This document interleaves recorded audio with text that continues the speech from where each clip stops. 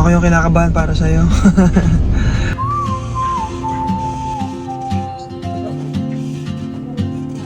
Punta ko, syempre lalo na sa akin, medyo tense, kabado, naguto pala yung pakiramdam na na makikita mo na yung anak mo syempre, anak namin. So, para sa akin, hindi biro din pala, no? Hindi ka pwedeng kumalma.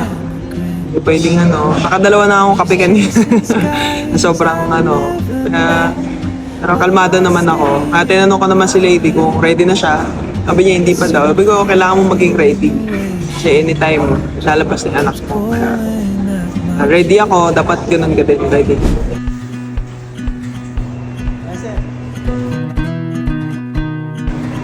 Punta na tayo ng hospital. So, nakapag-dinner na tayo. Kaantay na lang tayo ng resulta mamaya. Sana makapag-video tayo, allow tayo mag-video mamaya. Sisingin siya eh.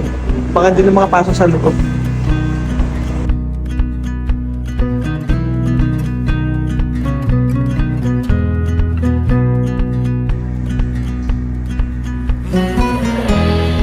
So yun guys, napasok na tayo dito.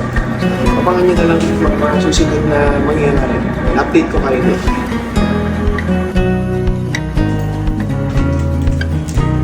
So ayun guys, gaantay lang po kami na So, malalaman po kung manganganak na siya ngayon. Ngayon na ba? Depende sa contraction. Pero may mga result, may mga nararamdaman na rin naman siya na pakonti-konting nananakit. So, sabi naman ni nurse, good signs daw yun. Na nag-work daw yung nilagay dun sa fifi niya.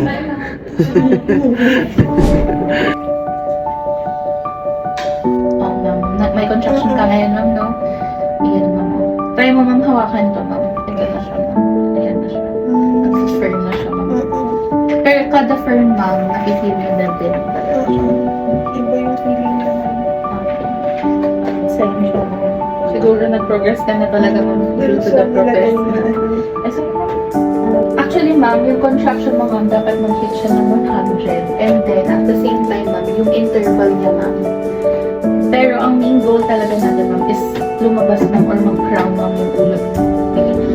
Kasi kahit na okay yung contraction natin, ma'am, pero yung sa head ni baby, hindi ko na-reach yun.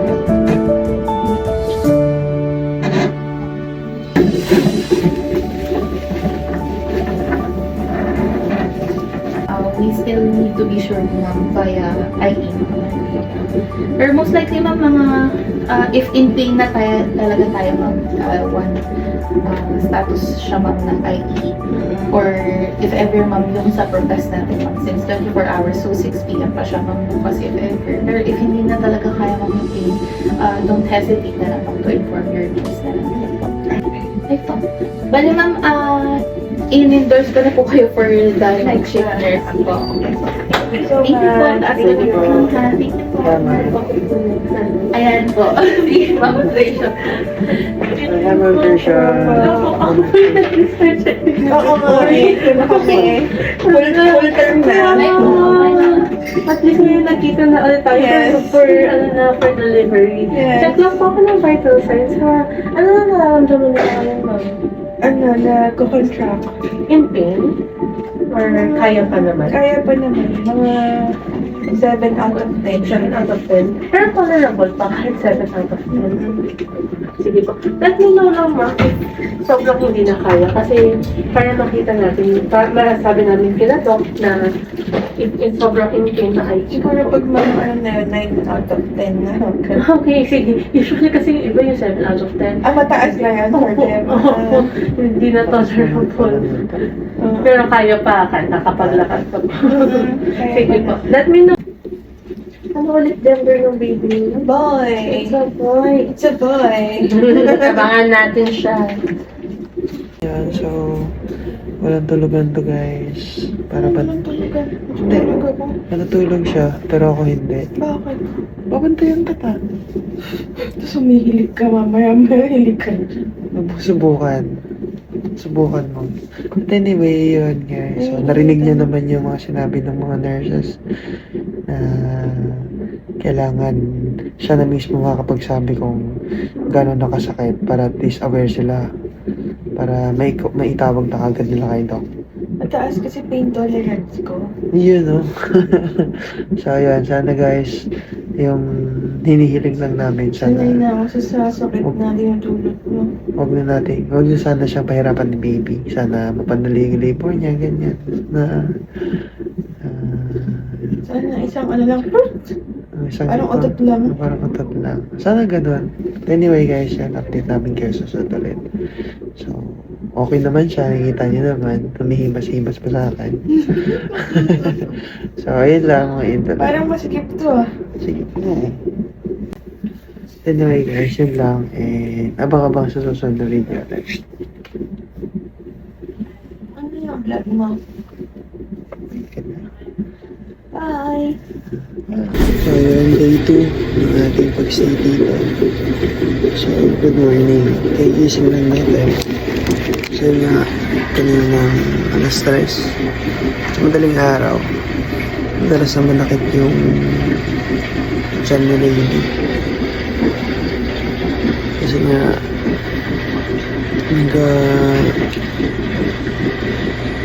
ano na siya, contraction. Nag-work yung in-inject ay, may in-inject ba yan?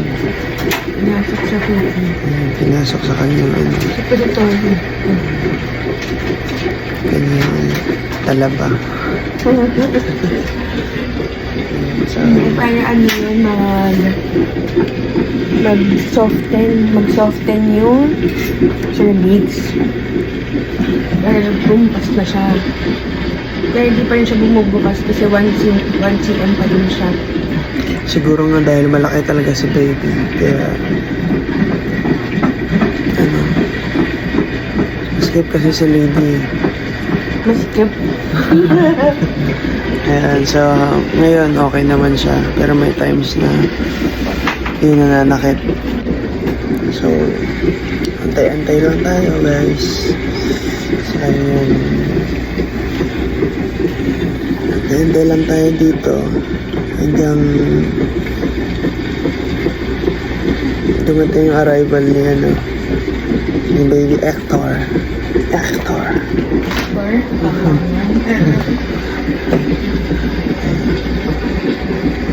So, yun lang guys, may ulit. So, mag-breakfast muna siya. Mamaya na ang breakfast. Ay, let's pray.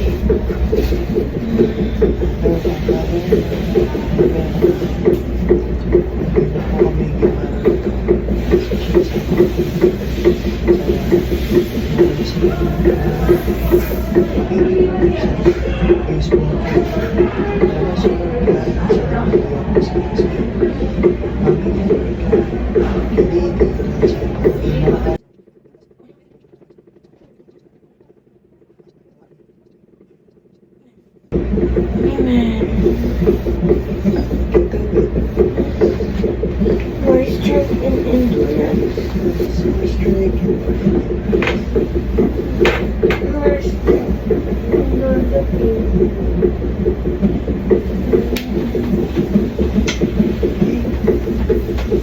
Sabi ko nga basta sa pain kasi ayoko na po.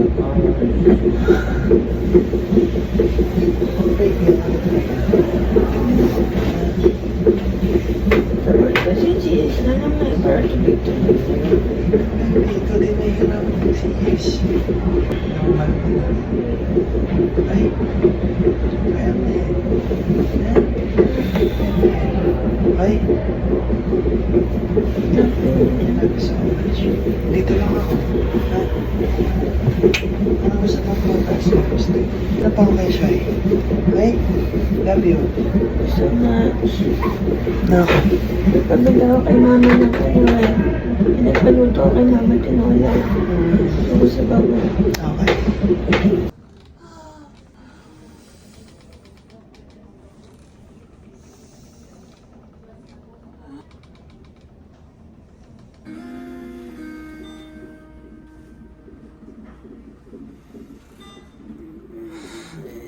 Sakit.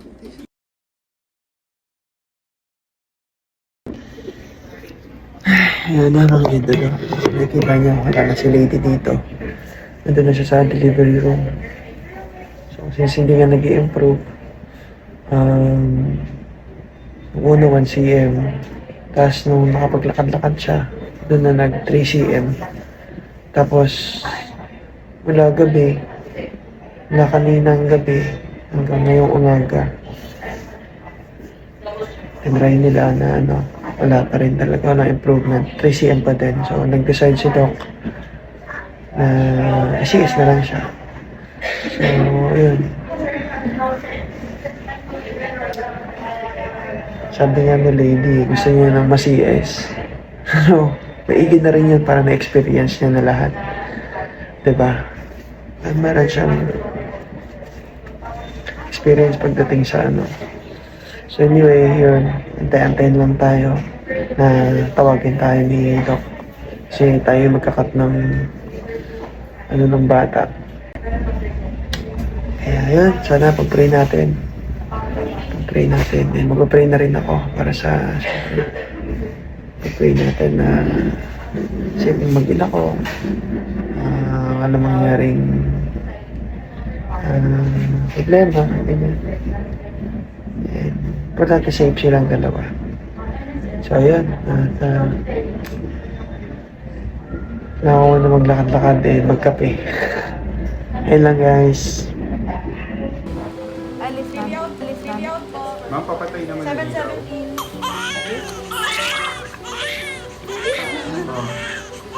Look here. Ready to eat, oh.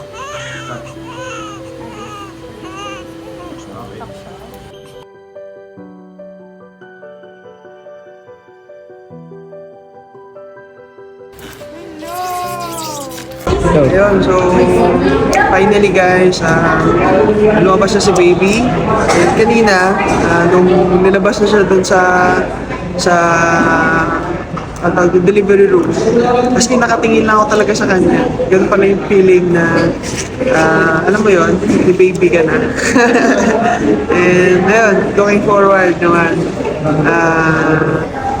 Pag alis namin dito, andun na kami sa Antipolo, talagang full-time dad. So yun, diretso tayo sa delivery, bibigay ko to. Okay?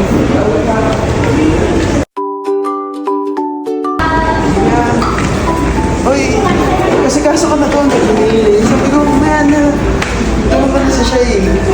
Tapos ayaw ko pa umalis kanina nga. Kasi nga, nakatingin lang ako sa baby. Ano mo yun, chubby cheeks. Yung, nga guys, sobrang mukhang-mukha niya sa akin. Yun yung na-notice ko, yung itlog niya, manang-mana sa akin.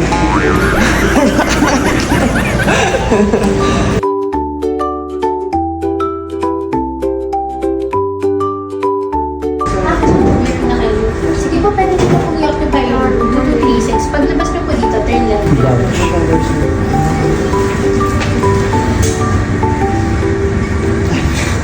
Kanina eh. Diba, nakakatawa. Nakakatawa, bro. Okay, sobrang Naalala ko yung yung Tapos umiyak nga si lady eh. Umiyak si lady kanina. Sabi ko, Oo, nakakaiyak talaga yun. umiyak siya. Tapos grabe, Mukhang ano siya. sobrang ko happy ko. Ganun pala yung pakiramdam. Naku, diba? Grabe, alam mo yung Isa ganda. lang Tapos focus yun. full of energy, ganyan. Grabe. Para kang may new beginning. Di ba? Para akong na-reborn. True. Oo. Tapos nahawakan mo pa. Oo, gusto ko umiyak sana kanina. Parang syempre, para sa akin, sobrang nun eh. Parang, alam mo yun, malaking parte siya ng ko eh. Oo. Anyway, syempre, iniyak ko na lang dito kasi gusto ko magkape. May abong? Oo. Abo ho. Pakat siya ko na. Siya ko ya. Ah? Wad ni nat kya, ano ka, te, inunak mo nagganad, wadad kya, 3 kilos, mahigit. Ang palit, ang 4, ano kan sa amin, 4 pounds, tati. Wala ka, 9 something natin, 9.6 kapag, yun na kami. Oo. Eh, kung may, Kaakan si ate te. Ate kate pagruwar na magkaago. Imakit. Ipumet amo kaakan. Kanak na rodat siya ate nurse. Bakit hindi ho masyadong umiiyak? Ay, bakit gugustuhin mo pa yung umiiyak? Okay na yung ganyan. Kanan. Okay nga yung ganyan kasi nga ko ipon na kaakan. Tinok. Wala lady na, CEO pala SER. Awad siya ng si recovery quarum. Pwede nang bumili sa suka. Ganun pa rin. Ayun, nakikita nyo. Wala na yung bed dito. At inaantay na lang natin si Mommy Nainay and Lady para sa kanilang pagdating. So, siguro by 1:30, mga ganun, baka nandito na. And, tagal. At excited na ako makita yung baby ulit. Kahit gutom, ganyan. Nakakaramdam din pala ako ng gutom. Kanina, hindi ko pa ramdam eh. Kasi sa excitement, ganyan. Okay. Nahantay lang approve ng OB kung pwede na siyang i-release ngayon para maihatid na dito. Ay, tagal.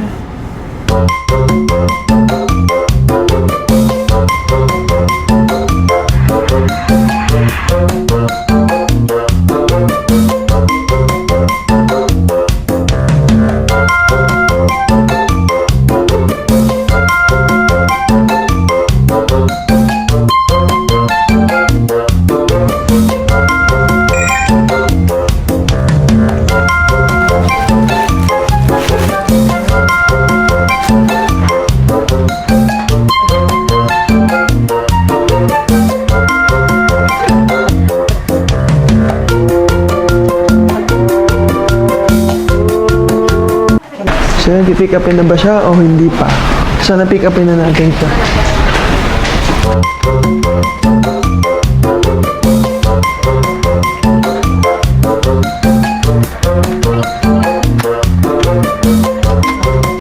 Na ng hapon. So, kanina makita tayo dun sa taas. Pakakasapin nga si Doc. Kinuwento niya yung sa, regarding dun sa baby. Hindi pa siya pwedeng isama nga dito kasi yun sa heart rate niya. So, medyo mataas nga daw. So, wala naman daw problema pero kailangan lang daw pantayan. So, ang sabi naman, na-estimate nila na araw na pag-stay niya muna doon, 1 to 2 days nga. So, sabi ko kay Lady, mas maganda na yun para sure tayo sa safety ng bata. So, malungkot si Lady. Hindi niya kasama ngayon. Sabi ko, okay lang yun. Importante, maayos siya pagka okay. So, maka-cancel yung mga pupunta mo na ngayong gabi. At ipagbubukas na lang. So, sa ngayon, naantay natin si Lady. So, siya na muna yung nandito ngayon kasama natin. Okay naman siya so far. So, tuwing gagalaw siya, doon lang mananakit yung tahi niya. Yung nasiya sa kanya. So, antay lang tayo. So, actually, papunta na rin yung line natin.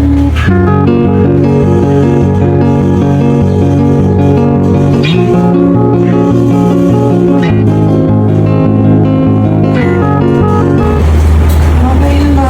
Akala ko sama namin si baby. Hindi pa din. So sad. Naliso siya eh. Papunta na kami dito kasama si baby.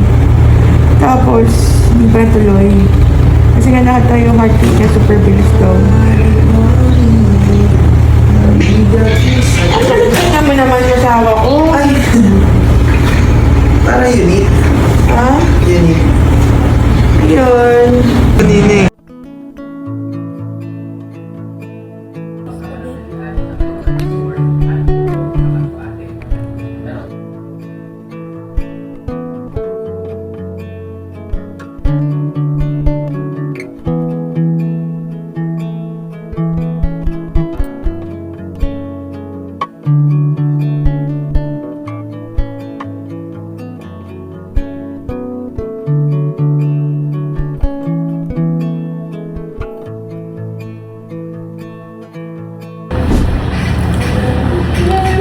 Heavenly Father, Heavenly Father, we wanted to thank you, Lord, for this day, Lord God, na nairaos namin ng maayos, na ilabas namin si baby ng safe, ng healthy, Lord God. We pray, Lord God, na bigyan niyo po kami ng mapagsalamat na puso, Panginoon, ngayong araw na birthday, Lord God, ng baby namin na Virgie, Lord God. And we're very happy and thankful and grateful, Lord God, sa blessing na to, Lord God, kasi alam namin, simula pa lang yung pinangarap namin to, Lord God, na mga panahon na pakiramdam namin imposible, pakiramdam namin hindi namin kaya, pakiramdam namin walang pag-asa, pero Lord, ginawa mong posible yung imposible, Panginoon. Yung bagay na di namin nai-imagine noon na maibibigay sa katulad ng relasyon na meron kami ni Hergie, ibinigay mo, ipinagkaloob mo sa amin, Lord God, kasi alam namin na walang imposible sa iyo, Panginoon. Lahat kaya mong gawin, Panginoon, sa kabila ng alam namin na hindi namin kaya, pero ginawan mo ng way, Lord God. Kaya maraming salamat sa pagkakataon na yun, Panginoon. And buong buhay namin yung pagpapasalamat sa iyo, Panginoon. Kasi alam po namin, simula pa lang na nagsisimula kami ni Hergie na mangarap ng ganito, simula nung kinasal kami, hanggang sa nagbuo kami ng family, Lord God. Hindi siya naging madali, Panginoon, kasi ang daming mga naging balakid, ang daming mga naging delay, ang daming mga hindi natuloy, Lord God. Pero lahat pa ng delay na yun, meron palang rason, Lord God, dahil alam namin na hindi yung muna kami hinayaan mapasok yung sitwasyon na hindi pa kami ready, Lord God. Nilalam mo kami sa sitwasyon na dapat handa kami, and si Hergie, nakamit niya na yung pangarap niya maging Olympian. Ako, financially stable na din at meron ng stable na negosyo, Lord God, bago mo ibinigay sa amin si Baby Hector, Lord God. Kaya maraming salamat sa lahat ng mga nagdaling delay na yun, Lord God. Lahat pala ng mga bagay na hindi natutuloy, redirection pala yun sa kung anong plano mo para sa amin. Kaya maraming salamat, Lord God. And also, maraming salamat dahil nairaos namin kahit ang daming turok, ang daming hirap, ang daming masakit, daming hindi parang na namin hindi namin kaya. Marami kaming naging tampuhan, away, sama ng loob, pero dito pa rin kami lumalaban na magkasama, Lord God, and pinapatibay mo po yung relasyon namin sa kabila ng mga pagsubok sa amin, Panginoon. Kaya maraming salamat dahil ikaw yung naging sentro ng relasyon namin, kasi hindi namin matatagalan to siguro, hindi namin kakayanin ng kami lang, Lord God, kundi dahil sa iyo, Panginoon. Kaya salamat sa pagpapatatag sa relasyon namin. Kaya kami umabot sa ganito sa panahon na to, Lord God, na nairaos at nailabasan namin si Baby, Lord God. Maraming salamat sa asawa ko, Lord God, na pinipilit niya po na maging isang responsableng ama, Lord God, kay Baby Hector, Lord God. Nakita ko po yun, nakita ko yung effort niya, nakita ko yung hirap niya, yung mga pangarap niya, yung mga future na gusto niya sa future ni Baby, lahat ng pasensya, Lord God, lahat ng mga sama ng loob na pinilit niyang kimkimin, lahat ng mga hirap niya, Lord God, na intindihin ako, Lord God, sa mga panahon na nagtatantrums ako, na masama yung loob ko, sa mga panahon na hindi ako kainti-intindi. Salamat, Lord God, kasi binigyan niyo po siya ng haba ng pasensya, binigyan niyo po siya ng lakas ng loob na lumaban para sa relasyon na to, na kimkimin at magsalita ng masama na ikakasama ng loob ko, Lord God. Maraming salamat kasi binigyan niyo po ako ng mabuting asawa, responsableng asawa, mabait na asawa, maalagang asawa, Lord God. And alam ko po na napakalaking blessing nun para sa akin, Panginoon, na siya yung ipinagkaloob mo na asawa ko, Panginoon. Kaya maraming salamat. And ganun din sa akin, Lord God, maraming salamat kasi ito yung mga panahon na kailangan kong magbagal, kailangan kong piliin yung anak namin sa kabila ng mga pangarap ko na mas maging successful sa buhay.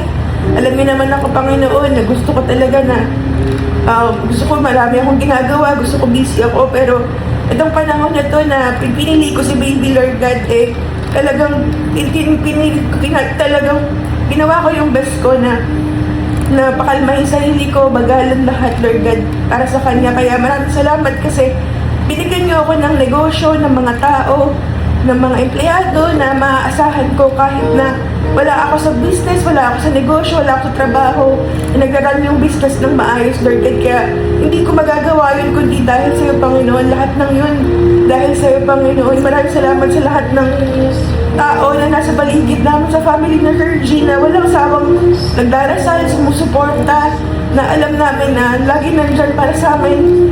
Simula nung nabuntis ako hanggang sa ngayon, nanganak na ako na alam namin na nandyan sila maaasahan, Panginoon. Maraming salamat kasi yung family na Virgie andyan at tinuturing kaming totoong pamilya, parte ng ang kanilang Panginoon. Maraming salamat. Siyempre kila Mama na lagi ako pinuluto ng mga gusto kong pagkain. Maraming salamat, Lord God, sa lahat ng mga kaibigan, sa lahat ng mga tao na sa paligid namin, Lord God. Kaya ngayon, tataas ko po, Lord God, yung kalusugan ng anak namin, Lord God. Baby Hector na tulungan niyo po siya na ngayon lumalaban po siya. And posible na hindi okay yung pakiramdam niya. Bigyan niyo po siya ng comfort, Lord God, na maging healthy, Lord God, na umayos na yung heart rate niya, Lord God. Maramdaman na po siya dito sa kwarto namin. Makasama na po namin siya. Maitabi na po namin siya kasi baka nilalamig na po siya doon. Gusto niya na po kami kasama. Hindi naman po siya sanay na hindi ako kasama, Lord God. Kaya sana bukas, Lord God, makasama na po namin siya, Lord God. Yun lang po, Panginoon. Maraming salamat sa lahat. Kaya taas na po namin lahat sa'yo. In Jesus' name we pray. Amen.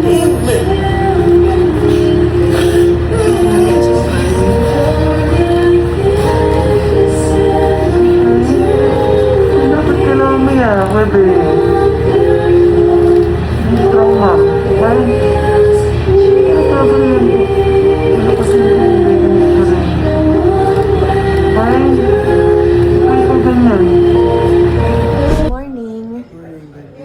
We have good news today na. We have good news today. My breakfast, ito. And then, pinapili tayo. Sabi ng nutritionist, bakit daw ako umorder ng steak? Di naman daw ako makain ng beef. Para sa asawa ko.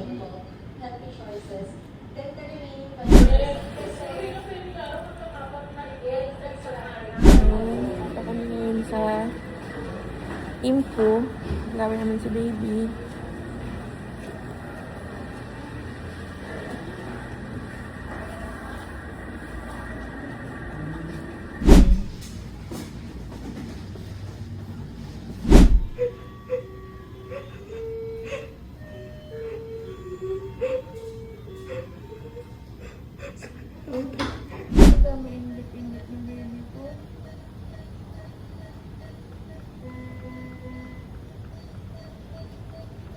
Kawawa naman siya. Ang dami niya inject.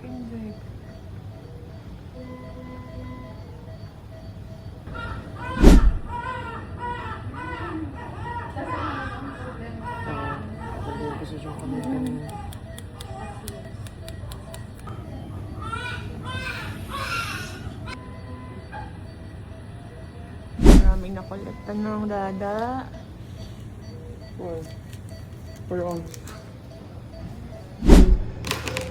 Sabaw lang, maiksi lang daw. Yay, thank you, Mother Bear. Mama, maraming salamat, Mama.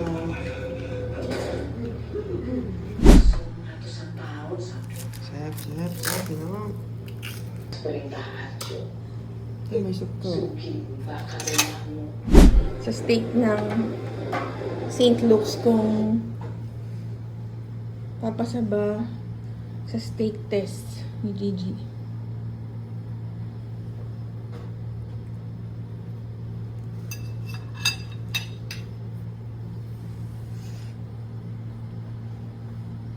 Ano?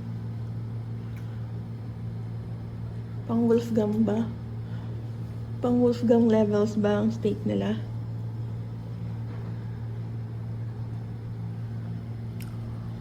Ordinary. Colostrum for baby Hector. Break in mo yung dede ko So yung food ni baby for today's video. Tingin ko kailangan na natin.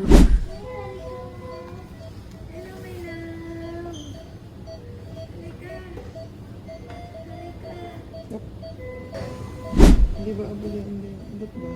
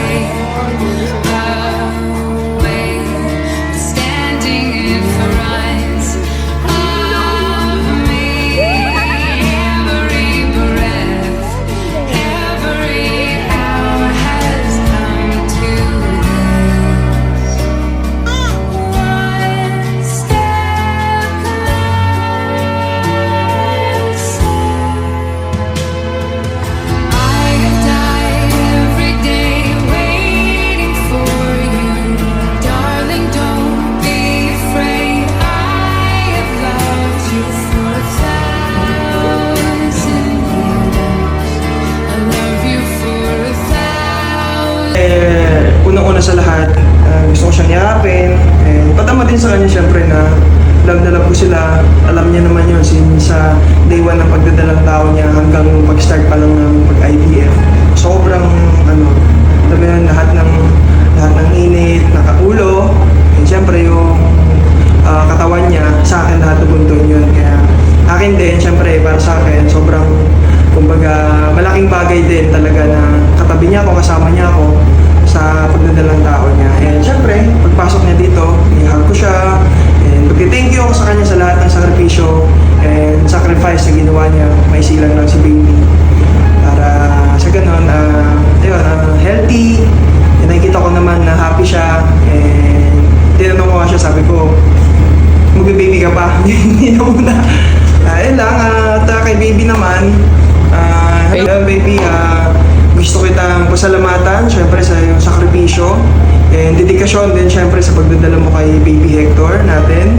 And sobrang proud na proud ako sa iyo dahil sa lahat ng sakripisyo mo, ayun, nagbunga ng maganda and healthy si baby.